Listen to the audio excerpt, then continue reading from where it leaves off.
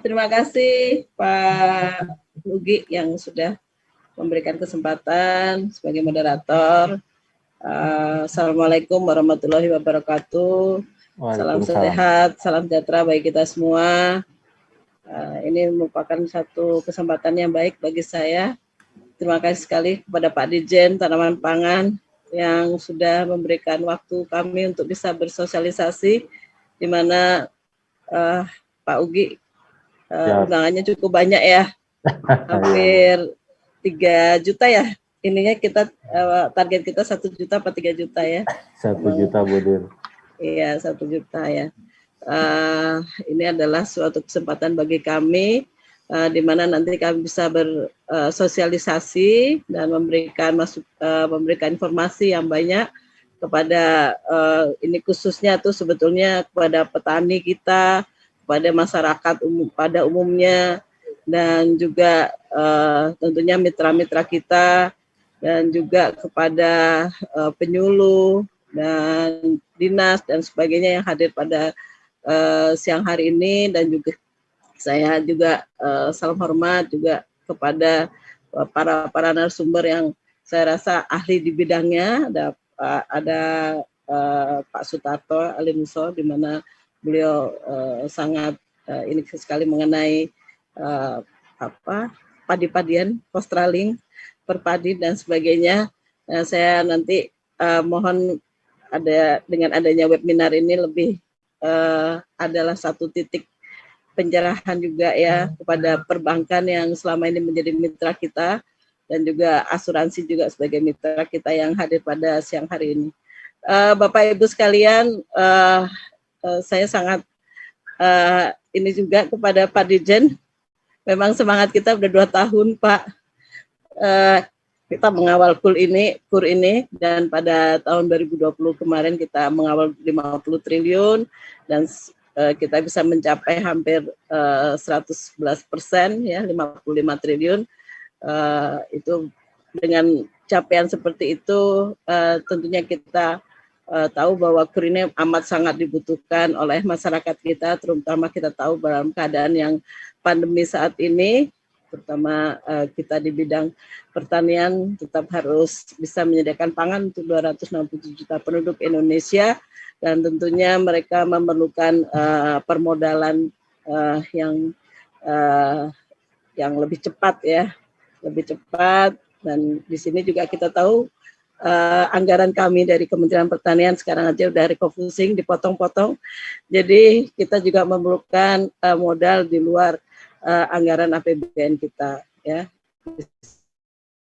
Tadi dikatakan oleh Pak Dirjen, silakan mau KUR mau buat apa, budidaya silakan, mau buat beli alat-alat mesin pertanian silakan, mau apa, bisa, semua bisa diakses. Nah, tetapi memang kita harus tahu bahwa KUR ini ada plafonnya ya, jadi maksimal ada 500 juta maksimal ya, jadi tidak sampai miliaran. Nah, ini memang satu kendala bagi kami, apalagi kalau kita sudah arahnya adalah bukan budidaya, adalah adanya hilirisasi, di mana kayak tanaman pangan itu memerlukan untuk pasca panennya combine dengan seharga 1,5 miliar dan sebagainya. Nah, itulah yang harus di sini dengan pihak perbankan kita bisa mencari solusinya dengan berbagai cara. Dan saya juga apresiasi sekali kepada Direktorat Tanaman Pangan, di mana sudah mempunyai model-model dalam hal mengakses KUR ini. Jadi di sini saya lihat dari tanaman punya model agro-solution dan sebagainya, di mana mereka bekerja sama dengan off-taker, bekerja dan dalam skala luas, kalterisasi.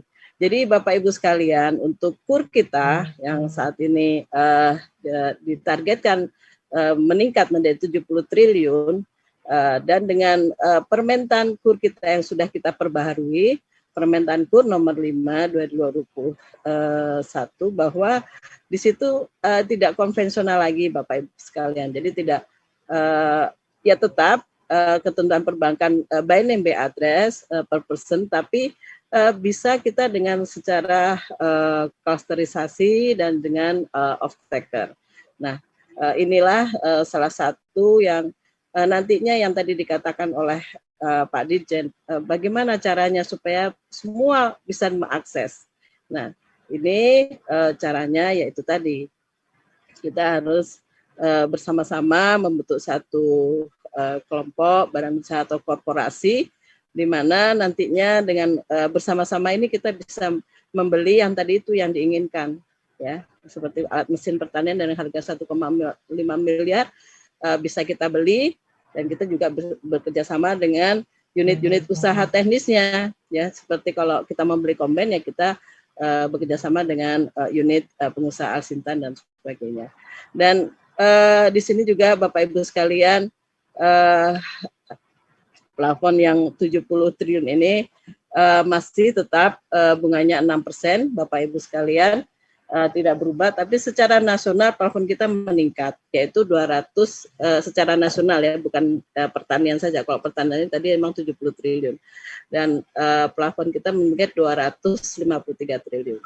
Ya, dari yang kemarin 2020 190 triliun. Jadi kalau dengan adanya model-model yang sekarang sudah sudah dipunyai oleh tanaman pangan, itu saya rasa sekarang saja sudah terserap sekitar 41 triliun sekian. Nah, saya rasa padahal ini kalau yang bulan kemarin itu di bulan yang sama di tahun 2020 itu baru 20 triliun ya. Nah, sekarang sudah sampai 40 sekian. Saya rasa nantinya kita yang diminta oleh Pak Menteri kita target 70 triliun, kayaknya bulan-bulan November nggak sampai Desember udah selesai. Dan saya targetkan barangkali plafon bisa sampai 100 triliun. Nah, inilah Bapak Ibu sekalian, bagaimana caranya, ya, otomatis kami minta, kebetulan ini ada perbankan dan ada pimpinan-pimpinan cabang perbankan, mohon untuk kolaborasi dengan kami, ya, dengan dinas, dengan kalau di tingkat provinsi dengan dinas kami untuk CPCL-nya, dengan juga calonnya, ya, CPCL ini calon debiturnya akan mendapatkan KUR, dan juga bisa berkolaborasi dengan kalau di tingkat desa dengan DPP dan sebagainya. Nah, itulah yang ingin kita capai agar penyerapan KUR ini semakin besar. Bapak Ibu sekalian, ya, di sini di pusat untuk KUR ini kami ada komite KUR-nya, yaitu dari Menko Perekonomian. Di sini Menko Perekonomian sangat mendorong mengenai tingkat penyerapan kredit usaha rakyat ini, di mana kita tahu bahwa kredit usaha rakyat ini sangat berfungsi dalam hal pemulihan.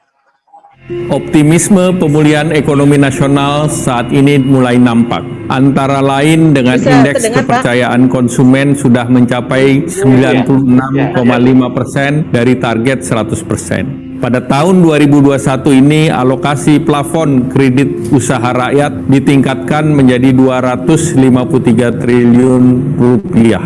Pemerintah tetap memberikan subsidi bunga sebesar 7,6 triliun sehingga para pelaku UMKM hanya perlu mengangsur bunga kredit sebesar 3% selama 6 bulan.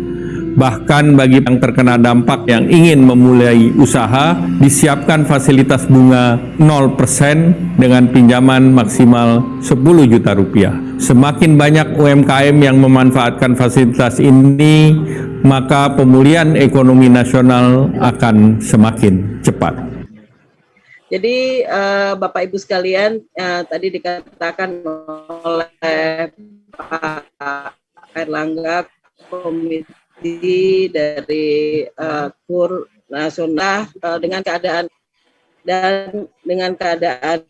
layak untuk mendapatkan permodalan, ya.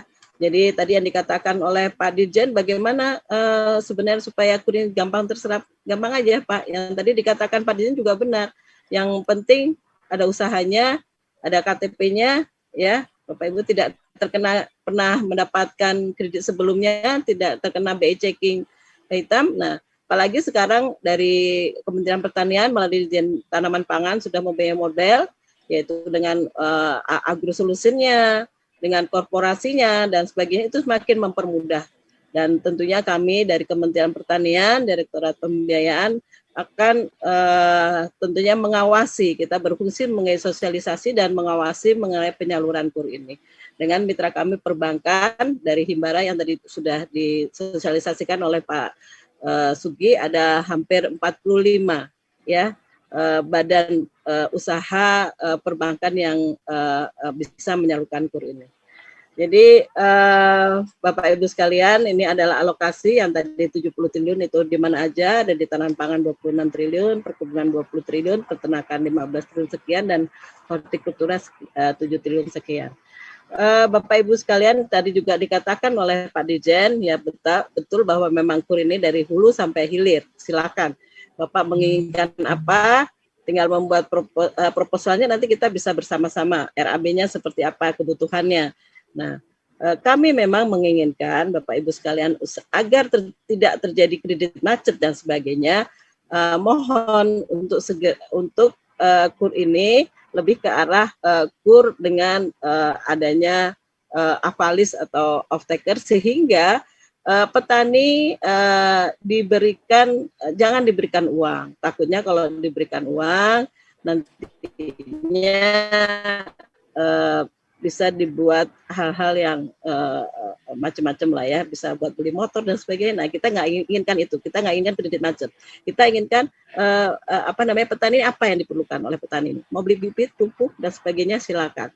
Nah, di sini nantinya akan ada suatu kerjasama MOU dengan petani dengan perbankannya dan dengan off-taker-nya. Dan nanti yang berhadapan dengan perbankan di akhir adalah off-taker-nya atau avalisnya. Nah, disinilah salah satu solusi kita bagaimana penyerapan KUR ini akan semakin cepat.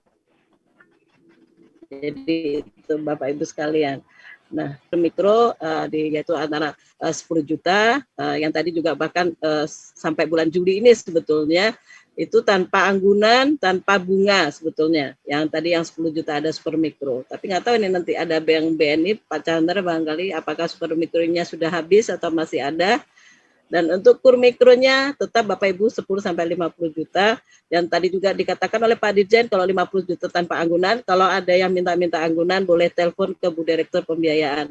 Nanti saya akan telepon ke pimpinan cabangnya dan sebagainya, karena memang itu adalah tugas kami untuk mempermudah dalam penyerapan KUR ini. Ada pula KUR kecil antara 50 dan sampai 500 juta. Nah, 500 juta ini memang ada anggunannya Bapak Ibu sekalian.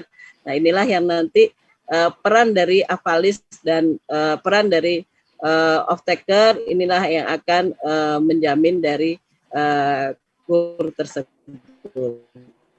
Nah, yang 500 juta ini juga bisa dibuat untuk kita yang tadi itu saya bilang, kalau ingin baik combine dengan UPJA, bisa kita mendapatkan 1,5 miliar Bapak Ibu sekalian ya. Di sini kami inginkan petani kita bisa membeli alat mesin pertanian dengan mudah dan tidak perlu lagi menunggu-nunggu subsidi ya. Tapi mohonlah perbankan untuk membantu kami bersama-sama apa kebutuhan dari petani tersebut ya. Jadi kalau nantinya pengen pengolahan lahannya, kultivatornya,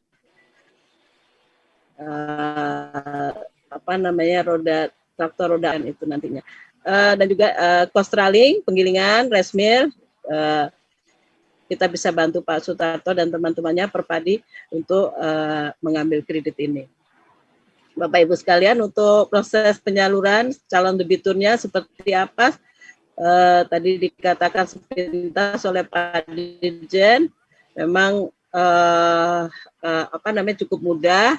Yang penting ada KTP-nya, ada KK-nya, ada kalau memang dia adalah ada usaha, kalau memang untuk hilirnya dia mau ingin bikin pabrik saus atau apa, nah itu bisa ada usahanya ada NPWP-nya, membuka rekening, tidak ada daftar hitam di sini, tidak terdapat, belum pernah mendapatkan kredit dan tidak melakukan kredit macet. Dan tentunya nanti juga ada kalau kita sudah dengan off-taker, dengan avalis, barangkali untuk syarat yang untuk petani yang harus memiliki lahan itu harusnya sudah tidak diperlukan lagi, lebih baik lebih ke arah ke off-takernya nanti, ke avalisnya nanti. Itu yang akan berhubungan dengan perbankan dalam hal membayar cicilannya. Jadi kalau off-takernya sendiri itu bisa berupa PT, CV, UD, koperasi dan sebagainya. Kita mau punya poktan, nggak poktan, punya korporasi dan sebagainya, silakan bersama-sama dengan perbankan, dengan pinwilnya, dengan pincapnya mengajukan, membuat RAB. Dan tentunya sekarang kami di Kementerian Pertanian, kami tidak sendiri, kami ada dengan badan SDM, di mana badan SDM juga mereka mengadakan pelatihan dan pendampingan. Nah, nanti bersama-sama petani padi, jagung, kedelai, dan tadi itu ada porang dan sebagainya untuk merapat ke BPP, merapat ke badan SDM ya, yang di daerah itu ada Polbangtan dan sebagainya. Bahkan kita juga ada milenialnya, Bapak Ibu sekalian ya, untuk mendorong dalam hal penyerapan permodalan ini ya, bagi petani. Bapak Ibu sekalian, ini adalah alur proses pengajuan KUR yang tadi ada. Kita masih sama sepertinya dari perbankan, ada debiturnya yaitu CPCL yang di sini adalah calon petani yang akan mendapatkan KUR. Nanti akan ada proses slik, yaitu yang pengecekan mengenai calon debiturnya, mengenai BI checkingnya, dan juga akan ada administrasi dengan adanya melihat melihat kemampuan dari usahanya, dan nanti ada akad. Nah, disinilah Bapak Ibu yang membedakan mengenai akadnya ini. Nah, kalau kita mempunyai off-taker dan kita mempunyai avalis, itu akadnya ini nanti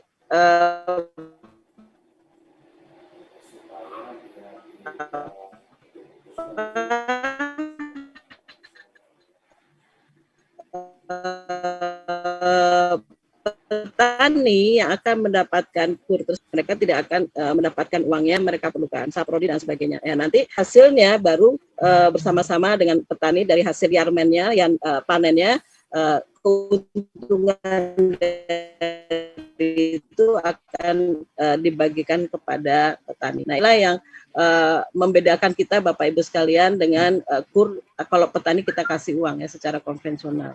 Ini sudah ada regulasinya di kami di Permentan KUR kita, dan juga Permenko yang nomor 8 sekarang sudah dirubah menjadi Permenko nomor 15 2021, di mana juga disebutkan adanya off-taker, dan kita arahnya memang ke arah klasterisasi dari dalam satu hamparan dengan adanya korporasi minimal 100 hektar.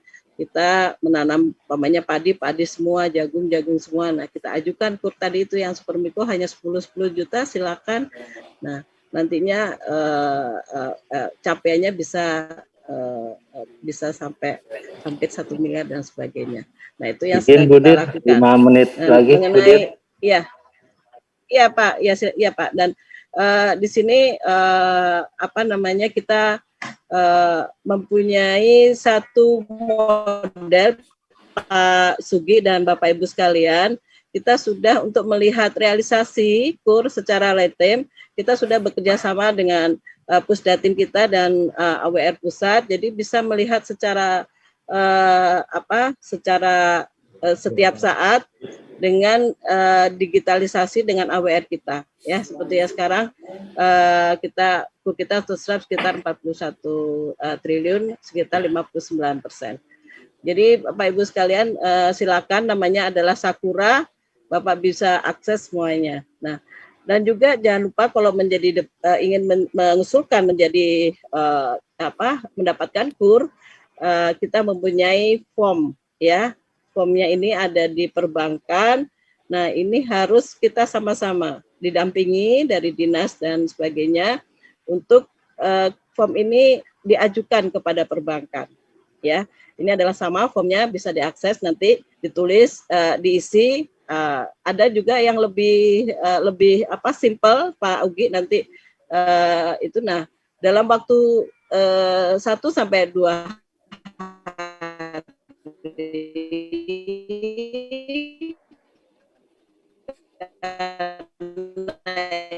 ini modelnya adalah nanti kita bisa tahu mana yang lolos SNIP, mana yang tidak. Pak Ugi, nah ini adalah kur porang. Kita ada apa saja di sini yang diperlukan untuk apa kita minjam 50 juta kur porang itu apa aja, untuk bibit, umbi, untuk herbisidanya, untuk pupuknya berapa, tenaga kerjanya, biaya panen, biaya pengangkutan, sewa lahan dan sebagainya, ya.